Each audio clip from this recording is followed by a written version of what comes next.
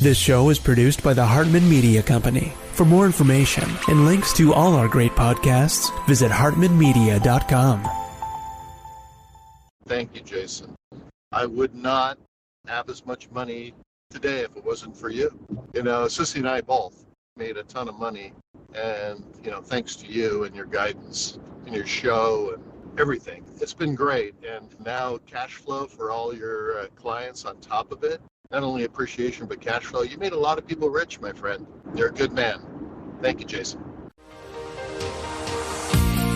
Welcome to the Creating Wealth Show with Jason Hartman. You're about to learn a new slant on investing, some exciting techniques, and fresh new approaches to the world's most historically proven asset class that will enable you to create more wealth and freedom than you ever thought possible. Jason is a genuine self-made multimillionaire who's actually been there and done it. He's a successful investor, lender, developer, and entrepreneur who's owned properties in 11 states, had hundreds of tenants, and been involved in thousands of real estate transactions. This program will help you follow in Jason's footsteps on the road to your financial independence day. You really can do it. And now, here's your host, Jason Hartman, with the complete solution for real estate investors. Welcome to episode 2096, and today our guest will be a returning guest, and that will be ITR Economics, as we take a look at what we can expect from the economy in the upcoming year. I think this will be very fascinating for you. Before we get to that, I've got a couple of things of my own to share with you, not the least of which is we are all pondering whether or not the Federal Reserve has achieved basically a miracle. And I think maybe they have. I was very critical of the Fed, and I talked about this on the last episode. I think they let the money printer and the quantitative monetary policy run way too long. And I think that was a big mistake. I think Powell was denying inflationary pressures in the system, saying it was transitory, but it was long past transitory. It was long past supply chain issues, which, by the way, those seem to be rearing their head again. We'll see how that goes. But by the way, it's interesting. You look at the role of the United States in the world, and you look at these drone attacks on shipping routes and so forth, and the U.S. Navy is just there to police and protect commerce and capitalism throughout the world. It is truly an amazing thing and bodes very well for the long-term strength and hegemony of the US dollar. Now, do I necessarily like dollar strength philosophically? Sure. I mean, look at this. We have a whole new country. Well, not a new country, but a new leadership, right, of this country, of Argentina. I'm talking about Argentina, that is saying they like the US dollar so much, they want to put their entire economy on the US dollar. If that isn't a testimonial, I don't know what is. It's pretty amazing. But has the Fed achieved a soft landing? And, I think they have. And they have managed to restock the shelves, to reload the gun, however you want to put it. It's not even politically correct to say the word GUN anymore. You have to deny the existence of these things, right? These things that create equality, honestly, right? Think about it. What makes a little old lady walking the street at night equal to a big, giant warrior gangbanger, right? Well, equality is created with GUN. That's what makes them equal, right? So that little old lady can be protected and have the same strength, the equal strength of that big bad gangbanger, that big bad criminal, right? GUNs, they make for equality. Okay, not enough of that. But they have reloaded, right? The Federal Reserve is ready for the next crisis. They're in a pretty darn good position all of a sudden. And there's more to it than that. I get it. I know there's more to it. I don't need a bunch of criticism that, Jason, you're oversimplifying this. I know there's more to it than that. I know they have their own balance sheet to think about. I get it. But I'm just looking at the macro picture. And have they achieved that soft landing? I think maybe they have. Now, barring some unforeseen event, whether it be a pandemic, an act of terrorism, a new war, that's all we need, another war, right? All of these things are obviously things that could change the trajectory, right? They obviously could change things. But overall, when you look at the basic economics of what the Fed has achieved, it looks like they pulled it off, right? Look at this article. This is an AP article, Washington, D.C. It was the most painful inflation Americans had experienced since 1981, when the Dukes of Hazzard and the Jeffersons, we're moving on up to the top. Some of you don't even know what I'm talking about. We're topping the TV charts, right? Yet the Federal Reserve now seems on the verge of defeating this inflation. Right? Without a surge in unemployment, without a deep recession that many economists had predicted would accompany this policy by the Fed, right? Inflation has been falling more or less steadily since peaking in June of last year at 9.1%. Okay. Now, the cost of goods such as used cars, furniture, and appliances have fallen for 6 straight months compared with a year ago. Goods prices are unchanged, held down by improved global supply chains. Now, the supply chain problem kind of having a little bit of a threat right now, as we all know, but this is short-term news, right? And all of these YouTubers and all of these gloomers will make a big giant deal out of this stuff that is more of a fly in the ointment than a systemic problem. Right? They do that. And then what they do when they've been proven wrong, when their predictions just sucked, they simply just remove the videos. So everybody forgot they said that, right? Yeah. We don't remove any videos, folks. We haven't removed any, okay? We haven't removed any podcasts. The podcasts are numbered, so you can just go back and listen to them. And if a number is skipped, then you'll know we probably took one down, okay? The Federal Reserve, well, we'll see. We'll see where they go with this. Okay, let's look at a couple of markets before we get to our guest, a couple of local real estate markets. And this is important. This is active inventory changes year over year and compared to 2019. Now, why is 2019 an important year? Well, it was before anybody ever heard of COVID, right? That's why it's an important year. So let's take a look at some of these markets and let's look at how they have acted differently, right? Let's look at how they've acted differently, right? So let's go to the first one that you can't spell, at least I can't spell it. It's Albuquerque, right? Albuquerque, 1,497 homes for sale. Last year, a little bit higher than that, 1,574. So inventory is down. And year over year, it's down 4.9%. But since 2019, Albuquerque is down by 1/3, by 33%. I'm not going to go over every market, but I want you to look at the ones in bold. And by the way, this comes from Calculated Risk, which is fantastic. I'm trying to get Bill on the show. We haven't booked him yet, but he's got some great data. Austin, Texas. This is one of those markets that was really a hybrid market that probably could be considered a cyclical market now, or at least it could, through its last phase of big change, could have been considered cyclical. So Austin has had real problems because, like every cyclical market, it basically got overinflated, and what goes up must come down. Now, Austin, Texas, right now, 9,300 homes for sale. Last year, 8,800 homes for sale. Obviously, you see I'm rounding off. If you're watching this on video, rounding off just slightly. And November of 2019, only 5,700 homes for sale. So the inventory in Austin versus 2019 is up a whopping 62% increase in inventory. Yikes. But that's really the only market where you could report something like this. Every other major market, way down in inventory, way down in inventory. Some of these are grouped by states rather than cities because, maybe they don't have big enough metro areas or whatever. I'm not sure why he does it that way. But if you just go down the list here, right? You look at even Detroit, inventory versus 2019 is down by 48%. Grand Rapids down by 49%. Houston up a little, only a little, by 2.3%. This is versus 2019, okay?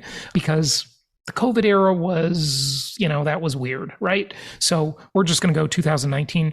Maryland down by 50.9%. Very little inventory in Maryland. Memphis down by 11.3%. less inventory there. Minnesota down by 29%.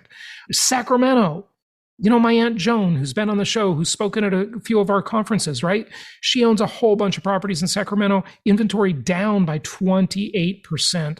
So you just see that pretty much across the board, inventory is down, down, down. And remember, the one key ingredient you must have if you want to have a real estate crash is massive increase in inventory, millions and millions of distressed sellers.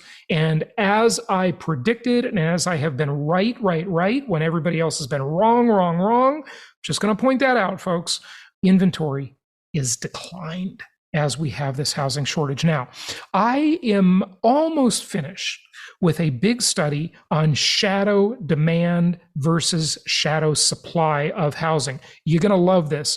I think I'll be ready to talk to you about this next week. I'm almost thinking maybe we should have a special Zoom meeting that I invite all of you to look at this, because over the holidays, I really worked on this, and I just went down the rabbit hole. I get kind of compulsive about these things, folks. They really get interesting, and I just sit here and I just study. I look for this statistic, that number in the demographics, that number in the housing data. I merge these things together and come up with some really telling stuff. And this tells a big story, shadow demand versus shadow supply. So look for that on an upcoming episode. We'll talk about it there, of course, but I might do like an in-depth Zoom meeting about it and just invite all of you to it, because it's really interesting stuff. But overall, versus 2019, this is the overall for all of these markets in this study. Inventory is down by 23%, 22.8% to be exact. Inventory declined. And if you want to have prices drop, you just got to have more inventory, folks. The housing shortage is going to persist for quite a while. And that's what my big study is about. So look for more info on that coming up on a future episode. But without further ado, let's get to our guest today, and that is ITR Economics.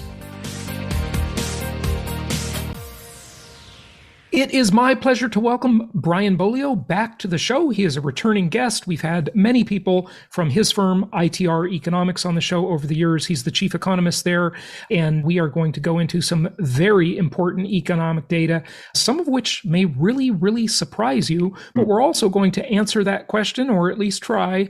When will the Fed pivot occur, and when will we see lower interest rates? Brian, welcome back. How are you? I'm well, Jason, and thank you for having me back. And while we're going down that path, of course, we're going to always have an eye toward what does this mean for real estate investing? Single greatest way of most people are ever going to create wealth. So it's vitally important. And yeah, well, I'm glad you recognize that. Brian, I always say that income property is the most historically proven asset class in the entire world. And it's definitely the asset class that helps the middle class get wealthy. Even the lower class, it's just an amazing asset class. And you know what else? It's amazingly resilient in the face of the cost of money tripling.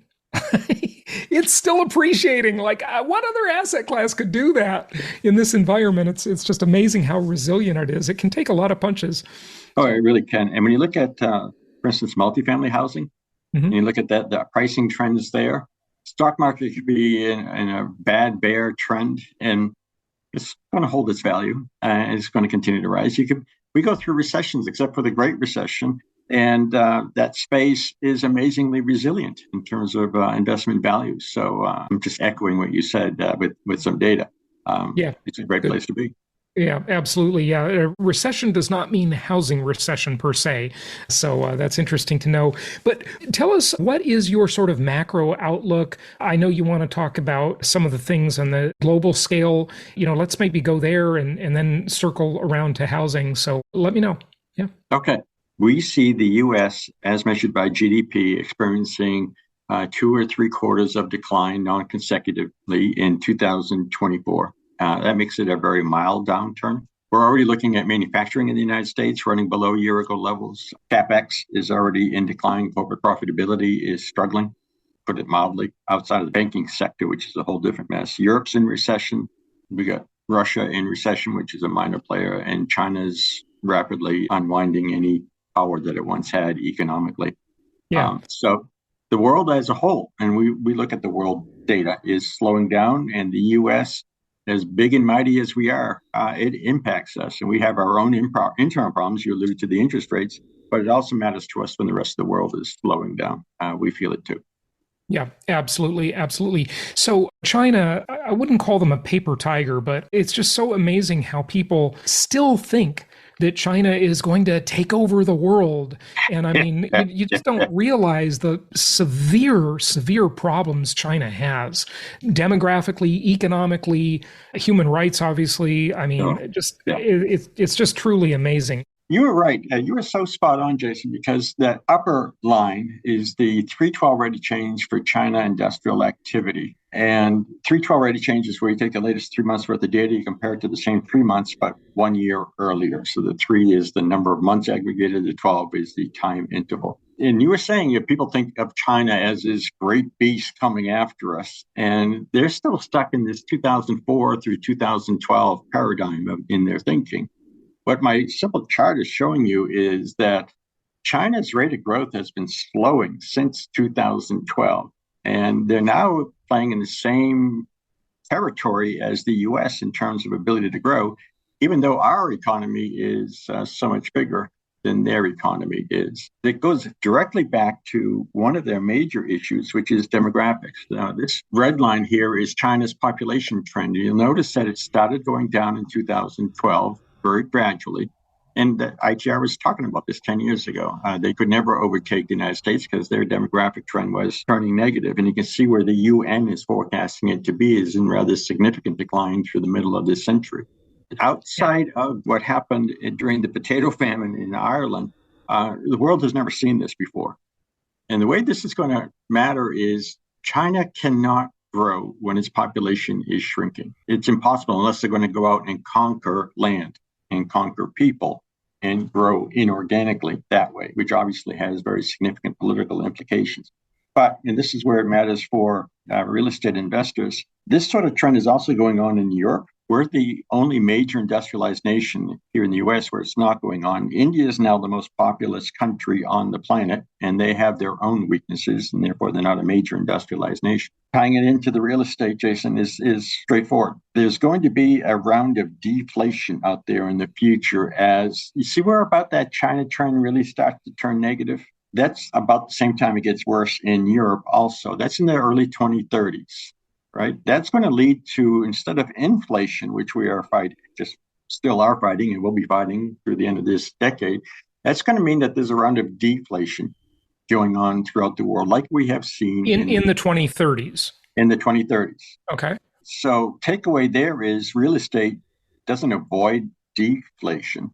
It tends to get hurt by deflation. So you want to make sure that you're unleveraged in the 2030s, that you're in demographically superior states in the United States, and that you can suffer through a lower than normal occupancy level and have the ability to carry it that way for 4 or 5 years. Okay, so Brian, I don't think you've made the case for why that deflation will happen in the 2030s, though. What brings that about? Is it just demographic decline in China? Is that? Well, think of it this way. It's not just China, it's also going on in Europe. But imagine you're a manufacturer, okay? And you've been building up your manufacturing capacity to service more and more people all the time. Now, there aren't going to be that many people in China and in Europe. So what are you going to do with all this capacity? Some of it you're going to write off, right? Just shutter it. But the stuff that you want to keep running, how are you going to get your product out there when there's fewer people to buy it? Right. You're going to drop the price. But okay, so just to play devil's advocate with you for a moment, I see where you're going and it makes total sense. The only thing it doesn't tell you is that maybe people just increase their consumptions or their wants, and that's the thing we've really discovered is that human wants are just completely unlimited. There are things people want that we can't even fathom today that we will see in the next few years that are going to be necessities for people, right? Maybe you can address that. That's true of wants, but that's not true of ability. Yeah. Ability to buy can be disrupted in the short term. Sure. And that gets us into the longer term perspective, Jason, of And for us, it boils down to demographics, healthcare costs, transfer payments, and what that all means for the U.S. national debt, which is now running at about 120% of GDP. 800 years of economic financial history show that that's not sustainable, that something is going to change. And with China waning, Europe waning, who's going to be lending us that kind of money? We're going to be printing it ourselves, I suppose, which is going to lead to rapid inflation, which slays your economy from within. I mean, it's just an untenable situation. So the consumer's ability to satisfy all those increasing wants will be disrupted because of the unstable financial condition that our government is leading us into. Yeah. And then the other thing about the deflationary aspect, and, it makes sense what you're saying there, but you have to sort of weigh that against the money creation concept, which is inflationary. So which one wins that battle? Is it lower demand and lower consumption wins? And when I say wins, I mean causes inflation. That's not necessarily winning. I should define that. Or is it just this massive amount of new currency chasing a limited supply of goods and services? It's very hard to tell which thing will win that, right? For me, it's not that hard, Jason. Okay. And the reason is it has never worked out with a happy ending. All that excess inflation has inevitably turned into some period of deflation throughout economic history. So the argument can be made, well, this time it's different. Those are the most dangerous words ever uttered, right? So I don't believe that this time it's different. So it's just a function of when, not if, in my mind. And when I look at things like these demographics, and I look at the magnitude of our debt, and I look at the demographic shift and the drain the boomers are on the economy, it all suggests to me that there's this risk of deflation out there in the mid 2034, 2036, 37, that time period. That's a long ways off. There's a lot of time for people to prepare for it. In the meantime, what we're telling our clients is real estate is a great place to be. If you're a boomer, it doesn't matter. But I'm talking to millennials, and I just don't want them to think, well, I'm just going to buy this and buy more and more and more and build up this great empire, and it's going to be happy every year of my life. It isn't going to be that neat because of the excesses of the past. Okay, good stuff. So take us through some more of this. So this is the CPI. Of course, that's the major index for inflation. What is that going to do? Well, as you can see by the orbs I've drawn on here, we expect inflation is going to continue to reduce. And in 2024, it reduces to a point where the Federal Reserve is going to be able to declare victory over the war on inflation. You'll also see, though, that we don't have the trend line going down below zero because we are in a tight labor situation for many reasons. And that isn't going to go away. And the Fed has no playbook on how to bring inflation down when there just aren't enough people to hire at any given time. We see unemployment has gone up to 3.9%, which is still below the full employment rate historically. And unless they're going to cause a cataclysmic decline in the economy, which is not their goal, we're going to see wages are moderating on the way up, but they're still going to be going up. And they're not going to be able to get us down to that 0% rate of inflation that we have seen before. But they'll be satisfied with the 2%. And that means, and I realize not many people are saying this right now, we expect that the Fed will be lowering the Fed funds rate in 2024, that they'll lower it between 50 and 150 basis points, which is something they said that they are prepared to do if circumstances arise that dictate that they should.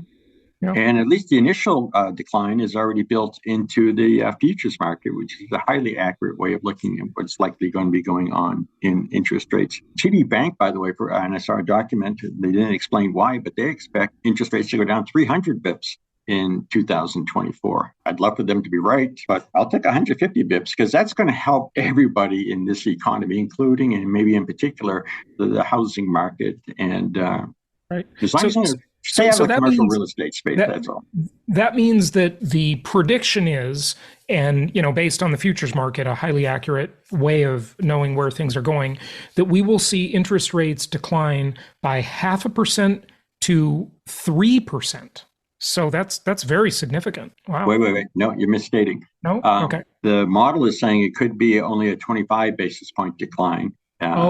In the first half of 2024. It may be 50 basis points. The model isn't good enough to detect the difference. Okay. And the only one I know of that's saying up to 300 bips is TD Bank.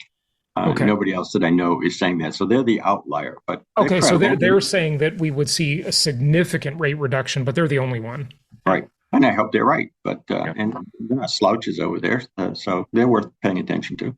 Right. So that sets the stage for some nice growth in the economy beginning in 2025 and running through the end of this decade, in our view, which is fantastic for real estate. We got a lot of people, a lot of money in this country. Incomes are going up. Single family housing is going to be sluggish on the upside, although that is improving as we speak.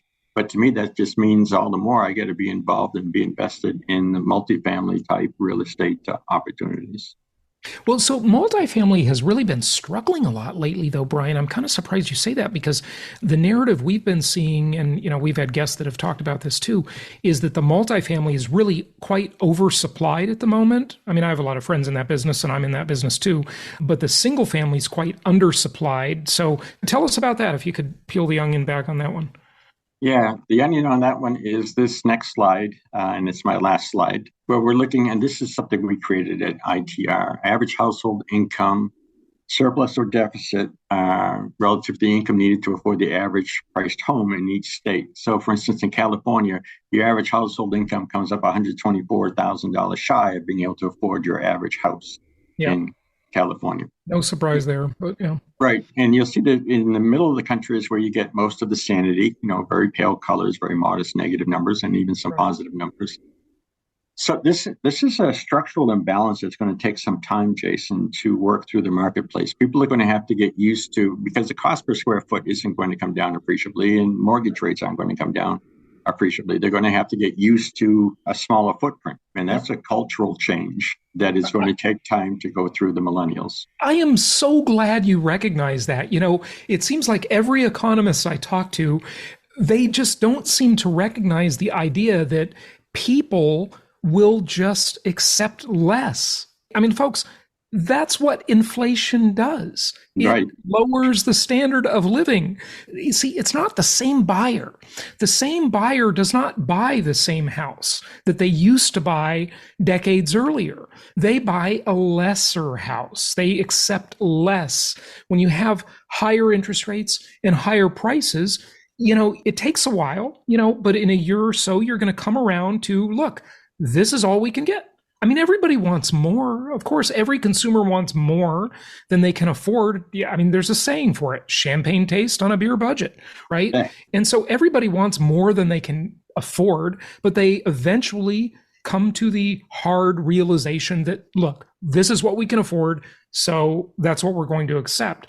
And when you compare the United States to the rest of the world, you're getting a lot more here than you're getting with, a little flat in Europe that you would buy or rent that's, 700 square feet. Here you're buying a 3-bedroom, 2-bath suburban home that's 1,800 square feet, or, maybe 2,200 square feet with a 2-car garage and a yard. So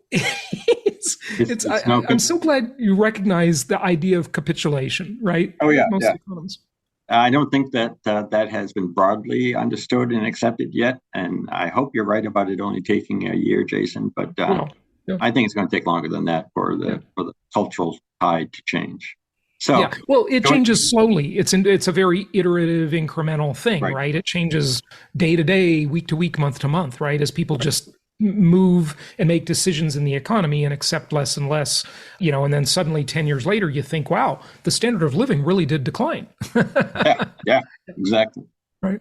Now, in terms of the multifamily, when there's negative news, I'm the type of investor with it. Then when there's negativity about a sector, I'm interested. I'm going to start looking around for the right buying opportunities. Right. And there's enough negativity out there to spark my interest. I enjoy being counter to the mainstream thinking. Right. So that's okay. So you're contrarian in that. So that explains it. The thing about being a contrarian is that it makes sense. I mean, you could argue that there's a lot of negativity about the single family market and the real estate market in general. The question is, at what point in time do you come in if you're probably doing the fool's errand of trying to time the market, which usually doesn't end well. But, right. So the time is, it varies from deal to deal. It varies from location to location. Sure. Yeah, absolutely. Let's tie this in with the rental market. If we look at this map that you have on the screen, and we see that obviously housing affordability is not good, right? So since the interest rate hike occurred, only approximately 5 million transactions have happened. So there's about 140 million housing units in the country. And so 135 million people have these ultra cheap mortgages and they're quite comfortable. 42% of them have no mortgage at all. They own their house free and clear. Okay. So that's one segment. But then you look at the pent up demand of the people who got priced out of the market, and only about 5 million have purchased since the rate hikes, right? So what do all these other people that want to buy a house, what do? They have to rent. So what do you see happening in terms of rents? It seems like there's just a lot of increasing demand for rentals as housing affordability is poor. You're making my case for me. That's why I like that space.